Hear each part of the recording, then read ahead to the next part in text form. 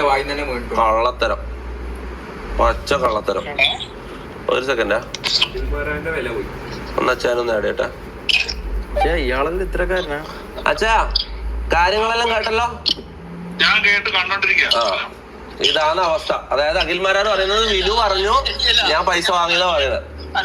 അല്ല തൊപ്പി ബ്രോ, ഇത് നമ്മളിപ്പോ ഒരാളെ മോശമാക്കണ്ട. എനിക്ക് സംസാരിക്കാനുണ്ട്. പറഞ്ഞു അച്ഛൻ പറ. പൈസ മേടിച്ചു കാണോ എന്നുള്ള കമന്റ് ഒക്കെ ഞാൻ അത് പറഞ്ഞു. കമന്റിൽ പറഞ്ഞ അച്ഛനായിരിക്കാം പൈസ വാങ്ങിയെന്ന് പറയുന്നുണ്ട് കമന്റിൽ. പറയുന്നു ആരും പൈസ വാങ്ങിയിട്ടില്ല. അതായത് തൊപ്പി, അതായത് എനിക്ക് പരിചയം അച്ഛനായിരുന്നു. അച്ഛനോട് ആ സമയം ഉണ്ടായ കാര്യം ഞാൻ ക്ലിയർ ആയിട്ട് പറഞ്ഞില്ല. അതായത് ജിൻഡോ ആ സമയത്ത് ഞാൻ സീസൺ ഒന്നും കാണില്ല, പക്ഷെ അച്ഛൻ എല്ലാ ദിവസവും കാണാം. അച്ഛന്റെ ആത്മാർത്ഥ സുഹൃത്താണ് ജിൻഡോ. ആ സമയത്ത് അച്ഛൻ എല്ലാ ദിവസവും എന്നോട് പറയും ജിൻഡോനെ എങ്ങനെ ജയിപ്പിക്കണോടാ, ജിൻഡോ നമ്മളെ മുത്താടാന്ന് പറയും. അങ്ങനെ അച്ഛന്റെ ഇൻഫ്ലുവൻസ് വെച്ചിട്ടാണ് ഞാൻ ജിൻഡോക്ക് വോട്ട് ചെയ്യാൻ വേണ്ടി ആൾക്കാരോട് ആവശ്യപ്പെടുന്നതും ആൾക്കാരെല്ലാരും ജിൻഡോക്ക് വോട്ട് ചെയ്യുന്നതും ജിൻഡോ ജയിക്കുന്നതും. അതിനുശേഷം ജിൻഡോ എന്റെ ലൈവിലേക്ക് വരുന്നു. അന്നാണ് ഞാൻ ജിൻഡോനെ പരിചയപ്പെടുന്നതും വിനുവിനെ പരിചയപ്പെടുന്നതും. അന്നാണ് എല്ലാം നടക്കുന്നത്. ഞാൻ പറഞ്ഞല്ലോ, ഇത് ഇപ്പൊ ഫോർ എക്സാമ്പിൾ അച്ഛനോട് നമ്മൾ ലാസ്റ്റ് വീക്ക് തൊപ്പി ലൈവിലല്ല ഇത് നമ്മളെ സപ്പോർട്ട് ചെയ്തത്. തൊപ്പി ഒരു വീഡിയോ, അതായത് സ്റ്റോറി അല്ല, എനിക്കൊരു വീഡിയോ അയച്ചു തരായിരുന്നു. അല്ലല്ല, ഞാൻ ഇട്ട സ്റ്റോറി ഡൗൺലോഡ് ചെയ്തിട്ട് നിങ്ങൾക്ക് അയച്ചു തന്നായിരിക്കും. അതെ. അപ്പൊ അച്ഛൻ ഓൾറെഡി പറഞ്ഞിട്ട് നമ്മള് ഞാൻ ഇത് ചെയ്തു തരുന്നുണ്ട്, പക്ഷെ പകരം എനിക്ക് ജിൻഡോനെ ഇതിൽ കൊണ്ടുവരണം. ആര് അച്ഛൻ പറഞ്ഞോ? അതെനിക്കറിയില്ല. എനിക്ക് ജിൻഡോ ലൈവില് വേണമെന്ന് എനിക്ക് ഉണ്ടായിരുന്നില്ല. പക്ഷെ ജിൻഡോ ജയിക്കണമെന്ന് ഞാനവിടെ ജിൻഡോ ട്രോഫി അടിച്ചാൽ ആ ട്രോഫിയുമായിട്ട് നമ്മൾക്ക് വരണം. വേറെ ഒരു സ്ഥലത്തും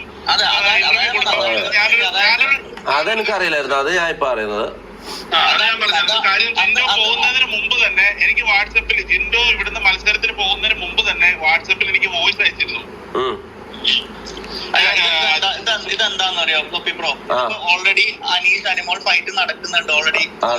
അല്ല, ശരിക്കും ഞാൻ എനിക്ക് അറിയാത്തോണ്ട് ചോദിക്കാം, ശരിക്കും ഈ അഖിൽമാരാറ അനുമോളുടെ PR ആണോ?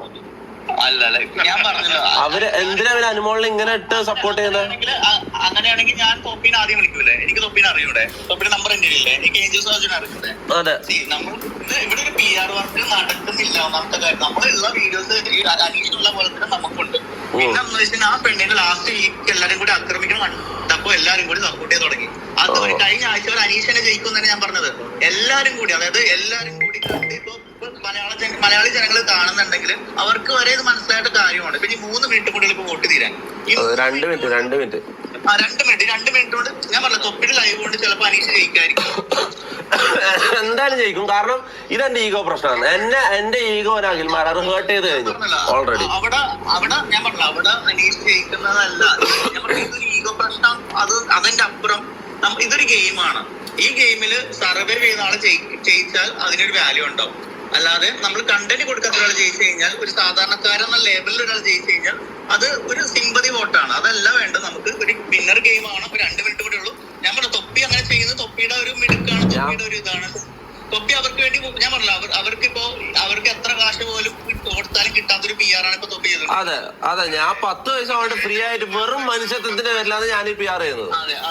അത് ഞാൻ പറഞ്ഞില്ല, അത് തൊപ്പിക്ക് നാളെ മനസ്സിലാവും അത് റോങ് ആയിട്ട് തൊപ്പി ചെയ്തു. നാളെ തൊപ്പി റിഗ്രറ്റ് ചെയ്യും. അതെന്താ അങ്ങനെ പറയാൻ കാരണം? നിങ്ങള് അനീഷിനെതിരാണോ? അല്ല, അത് ഇപ്പൊ പിന്നെ മനസ്സിലാവും. അപ്പൊ ഞാൻ ആരെയാ സപ്പോർട്ട് ചെയ്യേണ്ടത്? നിങ്ങളുടെ അഭിപ്രായത്തിൽ ഞാൻ ആരെ സപ്പോർട്ട് ചെയ്യണേ? ഞാൻ സീക്രട്ട് ഏജൻസ് ആയി പറഞ്ഞ പോലെ തന്നെയാണ്.